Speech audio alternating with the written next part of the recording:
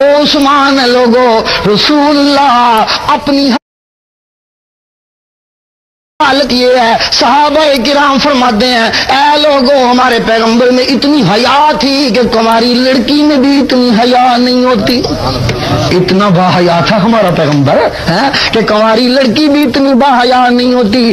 اتنی زیادہ حیا والا پیغمبر ایک دن بیٹھا ہوا ہے، ذرا تہمد اونچا ہے، تھوڑی سی پنڈلیاں ننگی ہیں، صدیق آتے ہیں اجازت مانگتے ہیں، رسول اللہ اجازت دے دیتے ہیں، فاروق آتے ہیں اجازت مانگتے ہیں، رسول اللہ اجازت دے دیتے ہیں، وہ بھی آ کر بیٹھ جاتے ہیں. پھر کوئی دستک ہوتی ہے، اجازت دینے والا اجازت مانگتا ہے، پوچھتے ہیں کون ہے کہ جی عثمان آنا چاہتے ہیں. رسول اللہ کہتے ہیں ذرا روکو تاکہ میں سنبھل جاؤں.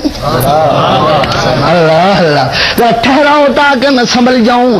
اپنا کپڑا ٹھیک کرتے ہیں، کہتے ہیں عثمان کو آنے دو. پوچھنے والے پوچھتے ہیں رسول اللہ صدیق آئے تھے آپ ویسے بیٹھے رہے، عمر آئے تھے آپ ویسے بیٹھے رہے، عثمان کی باری آئی تو آپ کپڑے ٹھیک کرنے لگ گئے. آپ نے فرمایا عثمان سے اللہ کے فرشتے بھی حیا کرتے ہیں، میں محمد اس کا حیا کیوں نہ کروں. نعرہ تکبیر، اللہ رحمت اللہ، بغض عثمان لعنت اللہ. اور لوگوں جس کا حیا رسول اللہ بھی یوں کرتے ہیں، بے حیاؤں نے اس کے گھر کا گھیرا ڈال لیا ہے. اللہ وقت کا خلیفہ ہے، اندر محبوس ہے، پانی بند کر دیا. ہاں ذرا جواب دیجیے، طاقت پاس ہے، فوج پاس ہے. فوج بھی کون سی جس سے ساری دنیا کام رہی ہے؟ فوج پاس ہے، طاقت پاس ہے، ہاں حکومت پاس ہے، وہ لوگوں خلافت پاس ہے. نہیں مجھے کہنے دیجیے حسن و حسین جیسے پہرے دار پاس ہے. اللہ اللہ اللہ کوئی چھوٹی سی بات نہیں ہے. حسن و حسین حاضر ہو گئے، کہتے ہیں عثمان آپ اجازت تو دیں، ہم کس لیے ہیں، ہم ان مٹھی بھر باغیوں کا علاج کر لیتے ہیں. عثمان تیری حیا پہ قربان جاؤں. عثمان کہتے ہیں نہیں تم نہیں جا سکتے، مجھے ایسے خوشبو آتی ہے عثمان کے جواب سے جیسے یہ کہہ رہا ہو حسین و حسن، اے نبی کے پیارو، او نبی کے پیارو، او نبی کے لختے جگرو. میں عثمان نے تو آج تک اتنی حیا کی ہے، پیغمبر کے منہ سے نکلتا پورا نہیں ہوتا تھا، میں اپنا مال لٹا کر پورا کیا کرتا تھا. میں عثمان نبی کے سامنے حیاؤں کا پتلا سب کچھ لٹا اس کی باتیں پوری کرتا تھا.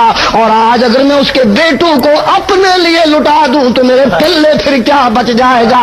نہیں میں محمد رسول اللہ کو قیامت کے دن کس منہ سے جاؤں گا کہ اس کے بیٹوں کو اپنی جان بچانے کے لیے چلایا. نہیں میں تمہیں اجازت نہیں دیتا. پہرے دار بن کے کھڑے ہو گئے. اوے لوگوں ایک قتل ابن آدم کا ہوا ہے، ایک بیٹا پیغمبر کا قتل ہوا ہے اور وہ جواب نہیں دیتا، مقابلہ نہیں کرتا.